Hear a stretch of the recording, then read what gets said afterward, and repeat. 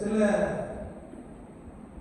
வாரங்களாக ரொம்ப வாரம் நம்ம தியானிச்சு இல்லையா? என்ன தியானிச்சோம் அப்படின்னா, கர்த்தருக்கு பிரியமானது என்னவென்று சோதித்து பாருங்கள் என்பதை நாம் தியானிக்கிறோம். நிறைய வசனத்தில் பேசிட்டோம். அதுல ஏசாயா தீர்க்கதரிசன புஸ்தகம் 33ஆம் அதிகாரம் 15ஆம் வசனத்திலே நாம் வாசித்த போது, நீதியாய் நடப்பது கர்த்தருக்கு பிரியம், செம்மையானவைகளை பேசுவது கர்த்தருக்கு பிரியம், இடுக்கல் செய்வதால் வரும் ஆதாயத்தை வெறுப்பது கர்த்தருக்கு பிரியம். அடுத்தபடியாக நம்முடைய வார்த்தை சொல்கிறது, பரிதானங்களை வாங்காதபடிக்கு தன் கைகளை உதறி என்று வேதம் சொல்கிறது. கரங்களை தட்டி கர்த்தருடைய நாமத்தை ஸ்தோத்திரிப்போம். அல்லேலூயா, அல்லேலூயா. பரிதானம் வாங்காதபடிக்கு தன் கைகளை உதறி என்று வேதம் சொல்கிறது. பரிதானம் என்ன? டைரக்டா வந்துட்டீங்களே, நீங்க என்ன தெரியல? பரிதானம்னா லட்சம். தமிழ்ல அழகான ஒரு வார்த்தை உண்டு, கையூட்டு. என்னது? கையூட்டு அப்படின்னு ஒரு வார்த்தை உண்டு. ஆங்கிலத்துல இல்லையா? அது சரியான வார்த்தை லஞ்சம். என்ன வாங்கக்கூடாது? லஞ்சம் வாங்காதபடிக்கு கைகளை உதற வேண்டும் என்று வேதம் சொல்லுகிறது. அப்ப லஞ்சம் வாங்கினா யாருக்கு பிரியமா இருக்காது? கர்த்தருக்கு பிரியமா இருக்கவே முடியாது என்று வேதம் சொல்லுகிறது. நம் விசுவாச வாழ்க்கையிலே நாம் அநேக தினம் பணத்திற்கு அடிமையாகி விடுகிறோம். பணத்திற்கு அடிமையாகி, வேதம் சொல்கிறது பண ஆசை எல்லா தீமைக்கும் மேலாய் இருக்கிறது என்று வார்த்தை சொல்லுகிறது. ஒருவேளை கற்பனை ஜனங்களாக என்றால் பரிதானம் வாங்காதபடிக்கு கைகளை உதறுவதற்கு பதிலாக நம்மை கிட்டத்தட்ட எல்லோரும்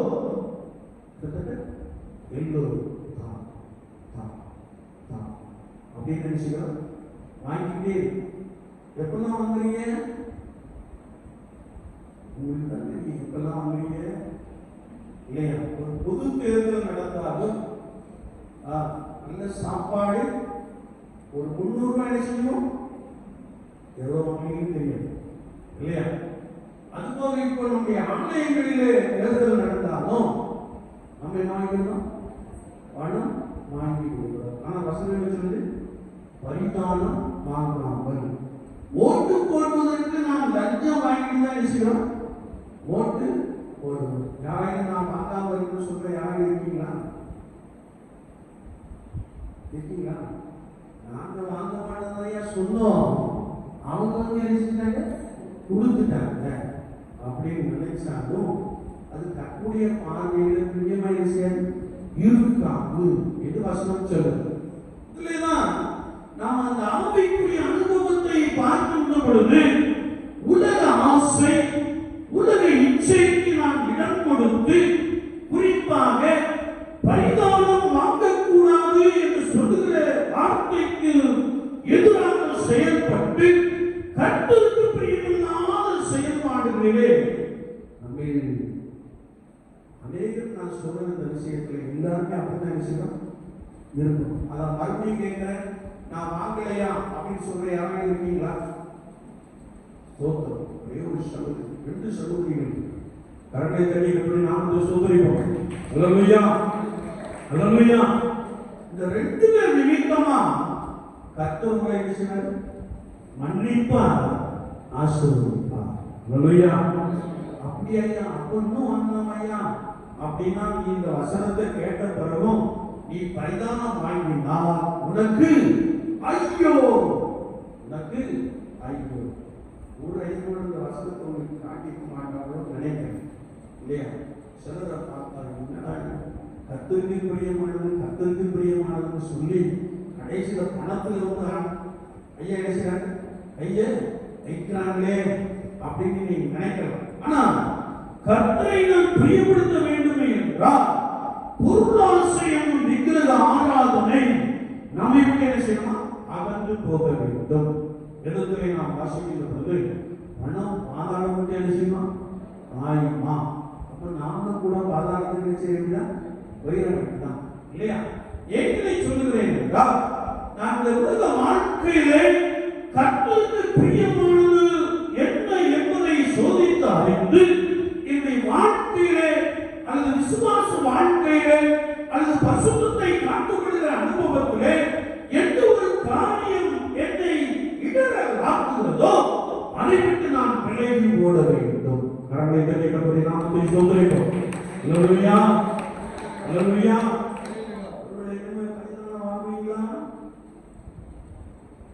வாங்குவீங்களா? அப்பா கேட்டேன், ஓட்டு போடுவீங்களா?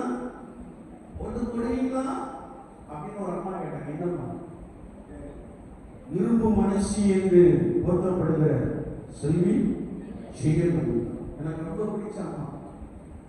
எப்படி என்ன நிர்வாகத்தில் ரொம்ப ஸ்ட்ராங்கான ஒரு லேடி சொன்னா லேடியா மோடியா என்று கேட்ட ஒரு லேடி. அதனால அவங்களுடைய ஆட்சி எனக்கு ரொம்ப பிடிக்கும், நிர்வாகம் ரொம்ப பிடிக்கும். அவங்க தான் கேட்டாங்க, வடிவீங்களா வடிவீங்களா? நான் கேட்கிறேன், வாங்குவீங்களா வாங்குவீங்களா? வாங்குனா இங்கதான் போனோம், நரகத்துக்கு தான் போனோம், நரகத்துக்கு தான் போனோம் இல்லையா? அப்போ விசுவாச வாழ்க்கையிலே நான் கர்த்தருக்கு பிரியமானதை செய்ய வேண்டும் என்றால் கையூட்டு அல்லது பரிதானம் வாங்கிக் கொண்டு நாம் என்ன செய்யக்கூடாதா? செயல்படக்கூடாது. இல்லையா? நீங்க இதுலேருந்து வாங்கிருக்கீங்க. நான் கேள்விப்பட்ட 300 ரூபான்னு கேள்வி இல்லையா? ஒரு வேனை கொண்டு வந்து விட்டு நீங்க மீட்டிங் வந்துருங்க, நல்ல சாப்பாடு போடும், பிளஸ் 300 ரூபாய். எவ்வளவு? 300 500 தெரியும். ஆனா அதெல்லாம் நம்ம என்ன சொல்றாங்க?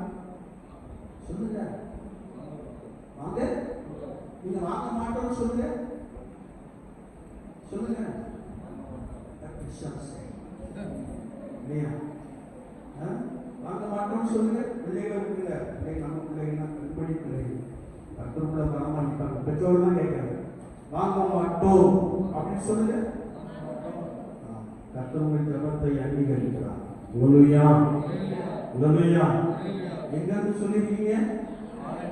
கர்த்தர் உங்களை பார்த்து கொண்டே இருக்கிறார். கர்த்தருடைய சத்தத்தை என்ன செய்கிறார்? கேட்கிறார். விடுதலை வாசம். அப்போ ஒருவேளை பரிதானம் வாங்குவது கர்த்தருக்கு பிரியமாய் இருக்க முடியாது என்பதை நாம் வேதத்திலே வாசிக்க முடியும். அடுத்த வசனத்தில் 104 பார்க்கிறோம். இப்போ நாம சங்கீதம் 24 நாம் திருப்பிக் கொள்வோம். சங்கீதம் 24 அங்கே கர்த்தருடைய வார்த்தை சொல்கிறது, யார் கர்த்தருடைய பரிசுத்த கர்த்தருடைய பர்வதத்தில் ஏறுவான்? யார் அவருடைய பரிசுத்த ஸ்தலத்தில் நிலைத்திருப்பான்?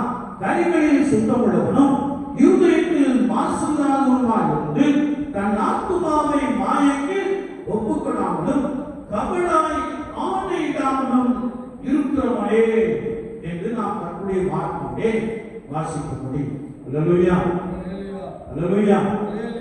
என்னை கேட்டுக் கொண்டிருக்கிற என் அன்பு தெய்வ ஜனமே, ஒருவேளை கர்த்தரோடு வாசம் பண்ண வேண்டும் என்றால், கர்த்தரோடு நாம் இருக்க வேண்டும் என்றால், நம்முடைய கைகள் சுத்தமாக என்ன செய்யணுமா?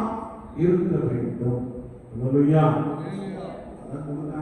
அப்படின்னு நினைச்சு கை கேட்டு செஞ்சக்கூடாது, வாங்கிட கூடாது. கைகளில் சுத்தம் என்று வேதம் சொல்லுகிறது. நம்முடைய கைகள் கர்த்தருக்கேற்ற கிரியைகளை செய்ய பழகிக் கொள்ளுகிற ஒரு கைகளாக செய்ய வேண்டும், இருக்க வேண்டும். அது மாத்திரமல்ல, கர்த்தருடைய வார்த்தை சொல்லுகிறது, இருதயத்தில் மாசில்லாதவனுமாய் இருக்கும். இருதயம் எப்படி இருக்கணுமா? சுத்தமாக இருக்க வேண்டும். இருதயத்தில் சுத்தம் உள்ளவர்கள் பாக்கியவான்கள், அவர்கள் தேவனை தரிசிப்பார்கள். நீங்கள் உங்களுடைய இருதயம் கர்த்தருக்கேற்ற ஒரு இருதயமா, கர்த்தருக்கேற்ற ஒரு பரிசுத்தத்தோடு கூட காணப்பட்டால் நீங்கள் ரட்சிக்கப்பட்டிருப்பீர்கள். நீங்கள் பரிசுத்த ஆவியின் வல்லமையினாலே நிரப்பப்பட்டிருப்பீர்கள். நீங்கள் அவரை காண்பீர்கள் என்று வசனம் சொல்லுகிறது. கண்டிப்படி நாமத்தை சோதரிப்போம். அல்லேலூயா, அல்லேலூயா. ஆர்த்த பார்த்தா நீங்க இயேசுவை என்ன செய்யணுமா? பார்க்கணுமா? இயேசுவை என்ன செய்யணுமா? பார்க்கணும் இல்லையா? எப்படி பார்க்கணுமா? தரிசனத்தில் என்ன செய்யணும்? பார்க்க வேண்டும் என்று வசனத்திலே நாம் தெளிவாய் வாசிக்கிறோம். அது மாத்திரமல்ல, தன் ஆத்மாவை மாயைக்கு ஒப்புக்கூடாமலும் என்று வேதத்திலே நாம் தெளிவாய் வாசிக்க முடியும். இன்னொரு பகுதியை நாம் வாசிக்கின்ற பொழுது தன் பணத்தை வட்டிக்கு கொடாமலும் என்று வசனம் சொல்லுது. எங்க இருக்கு? சங்கீதத்தில் தான். எங்க இருக்குது? சங்கீதத்தில் தான் இருக்குது இல்லையா? சரி, நாம் அதை பார்ப்போம். ஒருவேளை நம்மள யாரும் வட்டி கொடுக்கிறவங்க இருக்கிறோமா? யாரும் வட்டி கொடுக்கீங்களா? இருக்கீங்களா? சரி, வாங்குறீங்களா? வட்டிக்கு நிறைய கொடுப்பாங்க இல்லையா? சில ஊருக்கு நான் சில கிராமத்துல ஆராதனைக்கு போறேன். நமக்கு முன்னாடி வட்டி வசூலிக்கிறவங்க ஒவ்வொருத்தருவா போயிட்டே எங்க அப்படின்னு கேட்டா வார வட்டி. என்ன வட்டி? வார வட்டி. வாரம் சம்பாதிச்சு ஆண்டை செய்யணும், கொடுத்துடணும். சிலர் இப்போ வீட்டு வட்டின்னு சொல்றாங்க. அது எனக்கு புரியல. அதான் அதிகமான வட்டின்னு சொல்றாங்க. அதை நான் யூடியூப்ல பார்த்தேன். அது வீட்டு வட்டி, அந்த வட்டி, இந்த வட்டி உலகத்தான் என்ன செய்யறான், கொடுக்குறான். ஆனால் கர்த்தருடைய விசுவாசி, கர்த்தருடைய ஜனம் தன் பணத்தை வட்டிக்கு என்ன செய்கிறார்? கொடுக்க கூடாது. ஹல்லேலூயா, ஹல்லேலூயா. வட்டிக்கு கொடுத்தா நீங்க அதிகமா வாங்குறீங்கன்னு அர்த்தம் இல்லையா? உங்களுக்கு இயேசுவுக்கும் சம்பந்தம் இல்லை. நீங்கள் கொடுக்க வேண்டும் என்றால் கைமாறு கருதாமல் கடன் கொடுக்கலாம் என்று வசனம் சொல்லுகிறது. கரங்களை தட்டி நாமத்தை சொல்லுகிறோம். ஹல்லேலூயா, ஹல்லேலூயா. கைமாறு கருதாமல் கடன் கொடுக்கலாம் இல்லையா?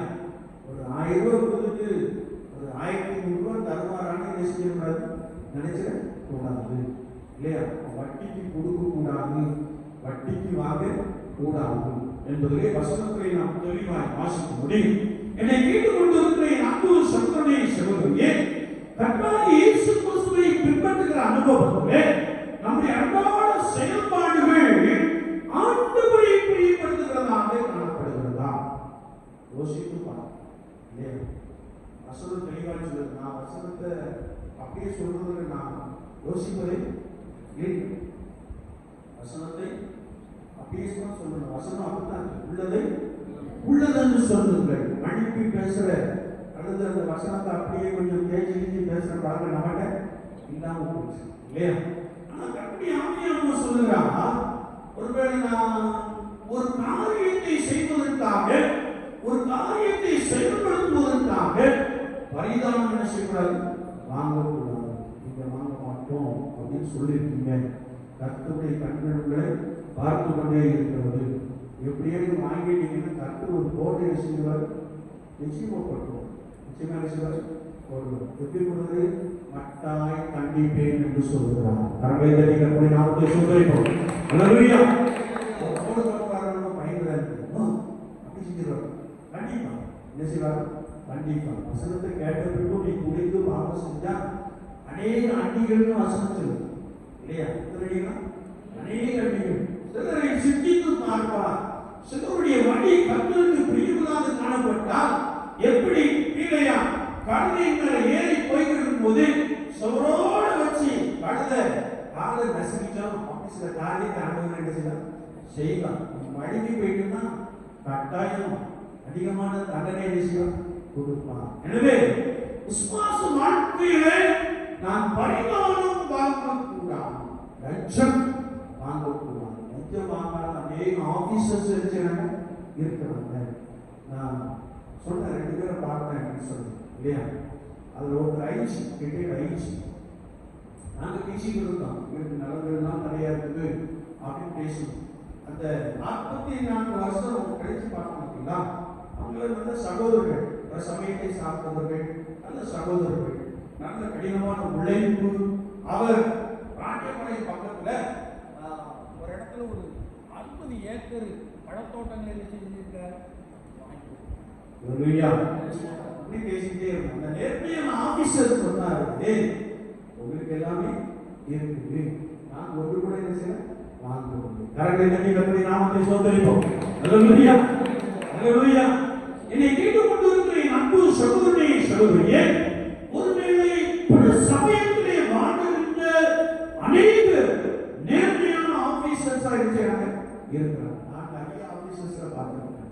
காவல்துறையில நேர்மையாய் வாழ்கின்ற அநேக அதிகாரிகள் உண்டு. எனக்கு தெரிய நிறைய அதிகாரிகள் உண்டு. ஆனால் சில கிறிஸ்தவர்கள் அநேகர் பிரசமயத்தை சார்ந்தவர்கள். ஒருவேளை பயந்து நடக்கிற ஒரு அனுபவத்தை கர்த்தர் என்ன செய்கிறார்? கொடுத்திருக்கிறார். எனவேதான் வசனம் சொல்லுகிறது, ஒருவேளை கர்த்தருடைய வசனத்திற்கு நடுங்குகிறவரையே நோக்கி பார்ப்பேன் என்று சொல்லுகிறார். கரங்களை தட்டி கர்த்தருடைய நாமத்தை ஸ்தோத்திரிப்போம். அல்லேலூயா. பரிதான வாங்கக்கூடாது அப்படின்னா நடுக்கம் வரணும். என்ன வரணும்? வாங்கும்போது என்ன வரணும்? வாங்கக்கூடாது. வாங்கும்போது நடுங்காது. வசனத்துக்கு நடுங்கி வாங்கக்கூடாது. வசனத்துக்கு நடுங்கி ஐயோ இப்படி ஒரு வசனம் இருக்குதே அப்படின்னு சொல்லி நான் அதை மறுத்துவிட வேண்டும் என்பதாக வசனம் ஆழமாய் கற்றுக்கொள்ளுது. அதோடு கூட வட்டிக்கு என்ன செய்யக்கூடாது? கொடுக்கக்கூடாது. வட்டிக்கு என்ன செய்யக்கூடாது?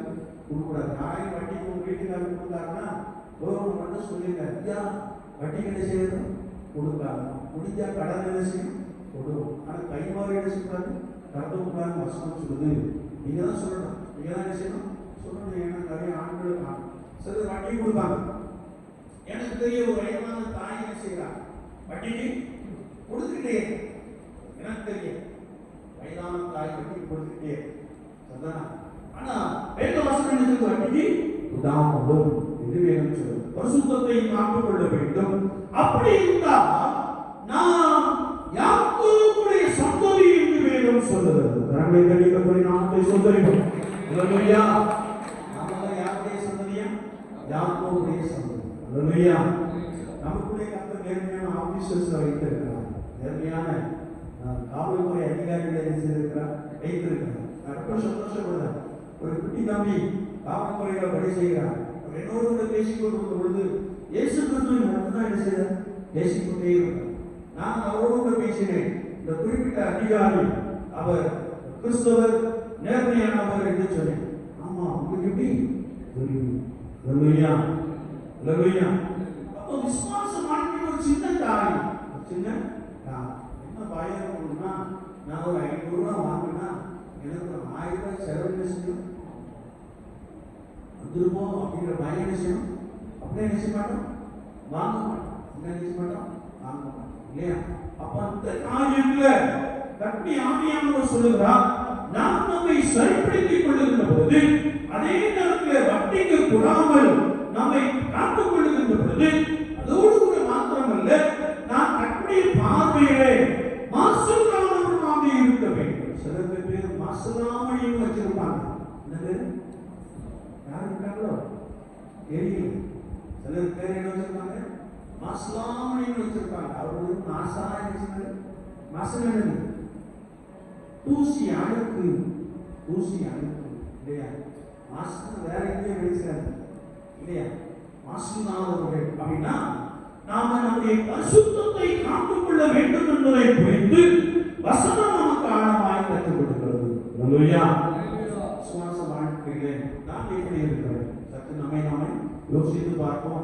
கர்த்தருக்கு பிரியமானதை நாம் செய்கிறோமா? கர்த்தருக்கு பிரியமில்லாத காரியத்தை செய்கிறோமா என்பதை நம்மை நாமே நிதானித்து ஆராய்ந்து பார்த்தால் நீங்கள் நியாயம் தீர்க்கப்படுவதில்லை என்று வேதம் சொல்லுகிறது. தங்களை கண்டிக்கப்படி நாமத்தை சொல்லுகிறோம். அல்லேலூயா. அல்லேலூயா. என்னை கேட்டுக்கொண்டிருக்கிற என் அன்பு சகோதரனே, சகோதரியே, கர்த்தராகிய இயேசு கிறிஸ்துவை விசுவாசித்து நடக்கின்ற அனுபவத்திலே நாம் எப்படிப்பட்டவர்களாக இருக்கிறோம்? பரிதானம் வாங்குகிறோமா? வாங்காமல் இருக்கிறோமா? வட்டிக்கு கொடுக்கிறோமா? கொடாமல் இருக்கிறோமா?